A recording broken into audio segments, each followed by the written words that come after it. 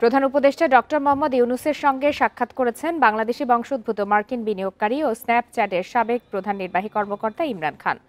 Bundle থাকলে প্রতি সেনমানিতে টাকা বাঁচবে। বিকাশ সেনমানি বান্ডেল কিনে জিতুন প্রতি লেনদেনে। স্থানীয় সময় শনিবার নিউ ইয়র্কে দুজনের সাক্ষাৎ হয়। এ সময় প্রধান উপদেষ্টাকে বাংলাদেশের স্বাস্থ্যসেবা এবং সামাজিক ব্যবসা খাতে বিনিয়োগের আগ্রহের কথা জানান ইমরান খান। অন্যদিকে মার্কিন বিনিয়োগকারীদের অন্তত 1% সামাজিক ব্যবসায় বরাদ্দ করার প্রস্তাব দেন প্রধান উপদেষ্টা। যুক্তরাষ্ট্রের আলেফ হোল্ডিংয়ের বোর্ড চেয়ারম্যান ইমরান খান বর্তমানে প্রোএম অ্যাসেটের প্রধান নির্বাহী কর্মকর্তা হিসেবে কাজ করছেন। প্রতিষ্ঠানটি প্রযুক্তি নির্ভর খাতে বিনিয়োগ করে। আগামী কয়েক মাসের মধ্যে বাংলাদেশ সফর করে বিনিয়োগের সুযোগ সরেজমিনে দেখার কথা জানিয়েছেন ইমরান খান।